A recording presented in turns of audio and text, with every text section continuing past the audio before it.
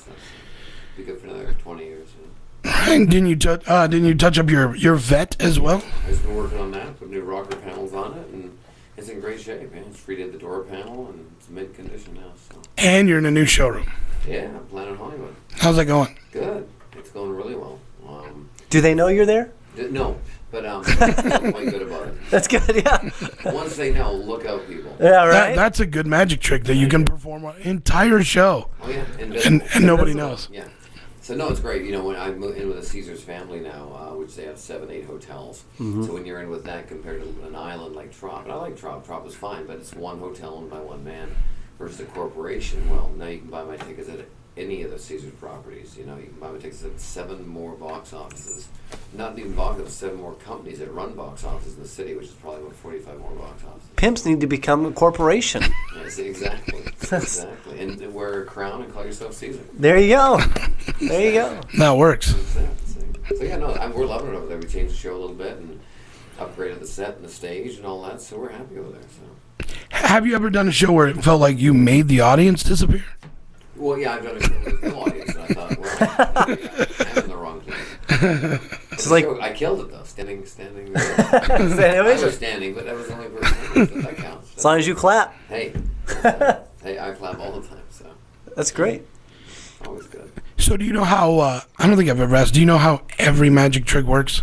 Pretty much. Like when you go to a show, you're like... You already figured it out? Mm-hmm. You're like, oh, I know. Oh, that's clever. Sure. Well, yeah, of course. Either you've seen it before or you... Yeah, it's like I tell everybody, I've been doing this for 30 years now. So it's like a heart surgeon, you know, you go through medical school, you go and now you can do a heart transplant. So you've gone through your 10, 15 years residency and all that. And now your first year, everything's amazing, you know, right. The setup. And then by the time you're in your 50s or 60s and you're doing it, and you're sitting around with a bunch of doctors and they go, we got this new idea with this valve here with the aorta, and it goes through here, through this and that. And of course you can just go, oh yeah, no, but that must be this.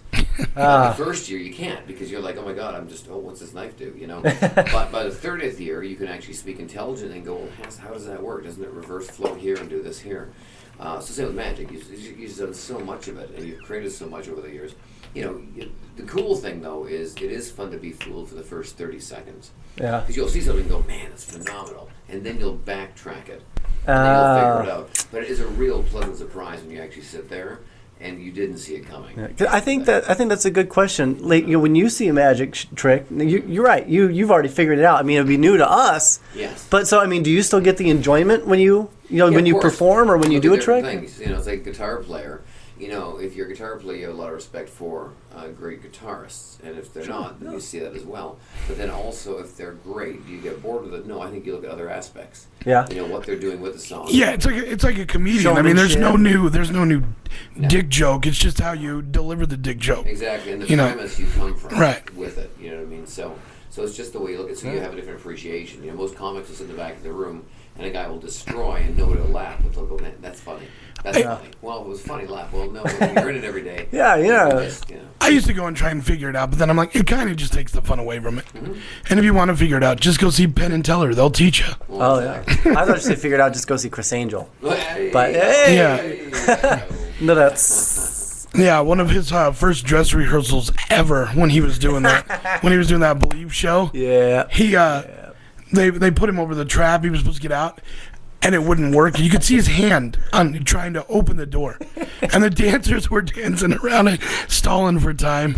And then they closed the curtains, and then it was like, oh, he's gone. Oh, ta-da! Where did he go? Nothing's worse than being in a position like that, and you really hope to hell that you either am good at improv or comedy, which we know Chris isn't.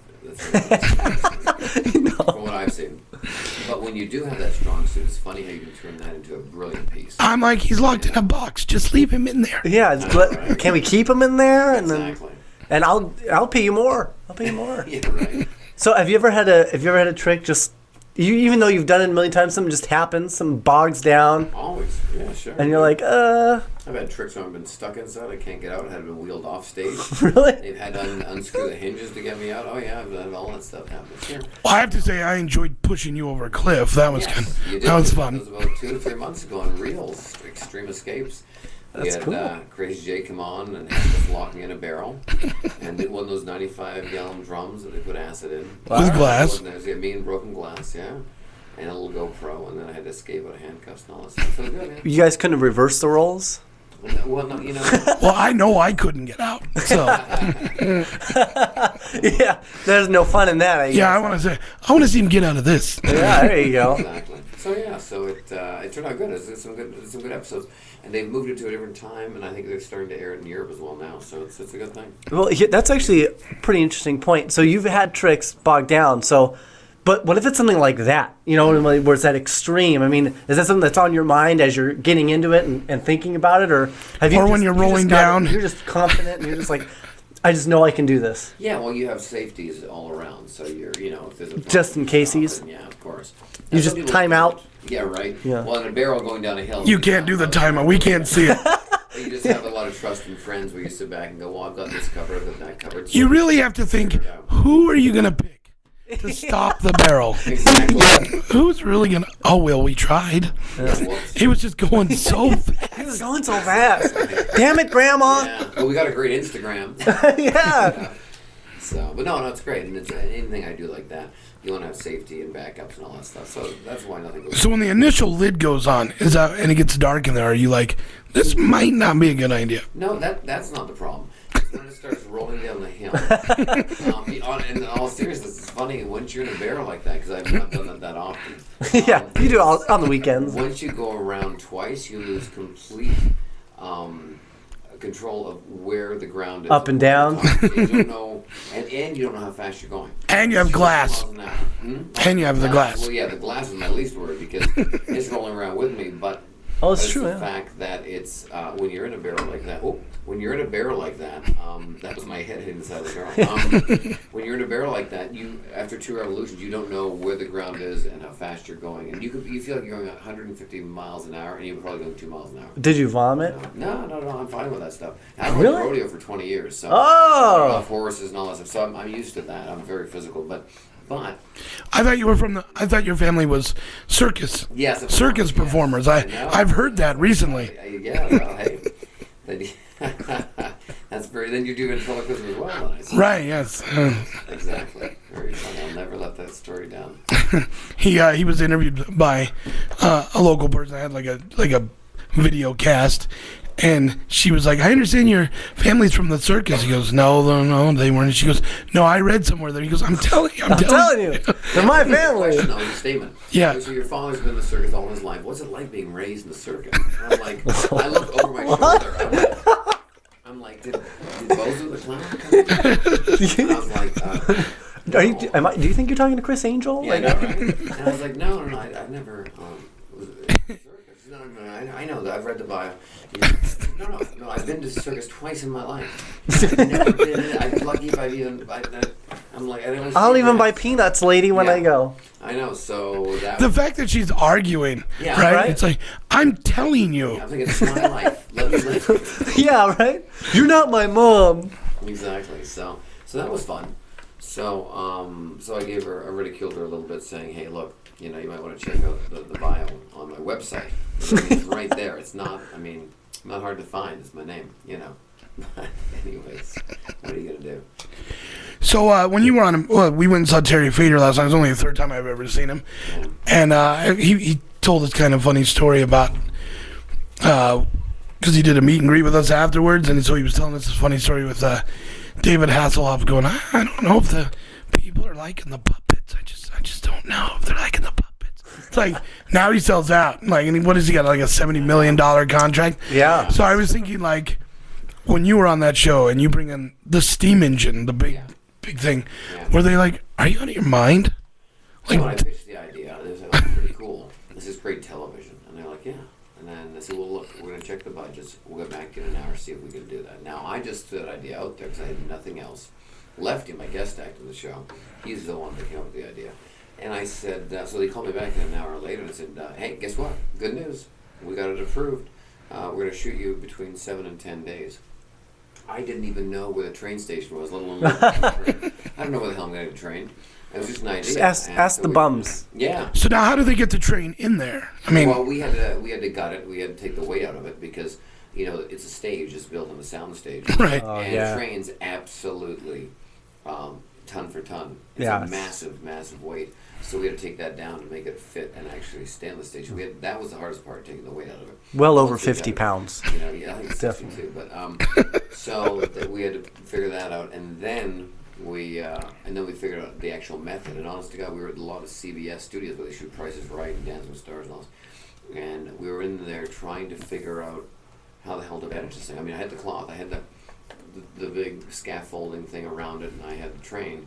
But we didn't know exactly how it was going to happen. Oh, wow. On a napkin, it looked great, but when you're doing it, Yeah. you're thinking, I don't know if it takes an hour to move this thing, or 2 minutes, or what we're going to do. So we literally spent 3 nights till 10 o'clock each night until they closed that lot, figuring out how it was done. And then when we did it the first time on TV, when I pulled the cloth, I literally looked back, and I was just as happy as the judges were that it wasn't there. I was like, oh my God. Because you have 90 seconds to make that thing disappear. Oh no, yeah, it's not long at all. I mean, there's not a lot of dicking around. You're not, you're not walking and waving a wand around. And, you're getting on with it. So yeah, so it was great. It's a pretty cool thing. I don't know how I had the balls to do it back then. But it's cool. It's done and over with now. Still the largest trick on America's Got Talent. Oh, really? Yeah. Oh yeah. I don't know how much bigger you're gonna get. I just don't. Yeah, a whole train. Yeah. Yeah, How else you're gonna get a bigger thing on there? Yeah. Maybe a plane, but it's not necessarily bigger. That's true. Yeah. At least Lighter. not going to weigh as much. Definitely lighter. Yeah. So. Well, you see, you're the celebrity magician, but you're also the king of reality TV. Oh, I don't know. What So, you're saying. so let's think about. I mean, you Pawn Stars. You're the expert magician on there. The last 4 years. Yeah. Oh. Wizard Wars. Wizard Wars, TLC's Four Houses. Wipeout. What not to wear. Oh, yeah. That's right. We did see you on Wipeout. Yeah, we watched that. And Tropical Smoothie. Yes. Yeah, we see a Tropical Smoothie. Yes. You put Skittles in your drink. I do. Yeah. Very well. Yes. Yeah, we've seen it. See? See? That's what I do. But yeah, so we had a great time, and like I say, I got a couple more reality shows that we're working on. I just signed a contract with Jackal Productions out of LA literally yesterday. We've been talking about this for 2.5 months now. We actually got the words right, got the ink on the paper yesterday as a shopping agreement. So it's William Morris along with Jackal.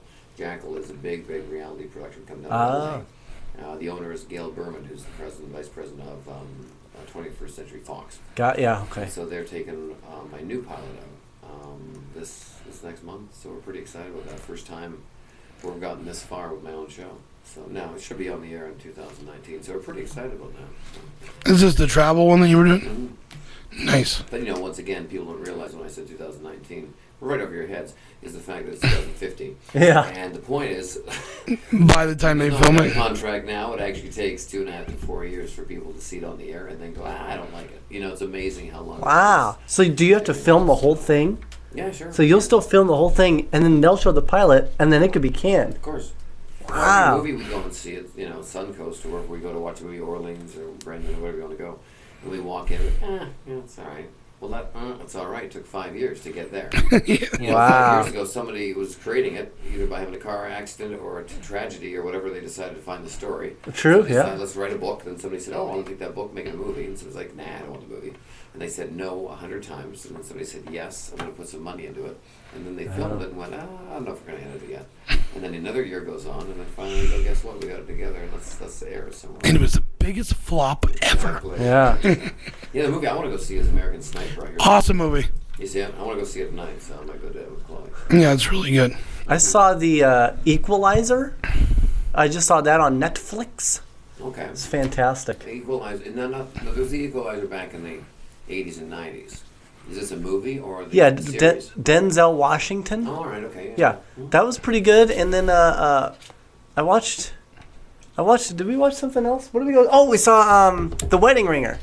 Oh yeah, that's that was good. funny. Okay. Yeah, that was funny. It's wanna got see the little black guy. Yeah. Yeah, You just want to put him in your pocket. Kevin Hart. Yeah. Nice. And I want to see the other movie, which is the Stephen Hawking's movie. I'm really interested in that. You know Oh, that would be Stephen cool. Hawking? Yeah, that would be cool. So yeah, it's about his life story. Where he becomes the basketball player. No, Oh. not close though. Netflix, the movie Bad Johnson.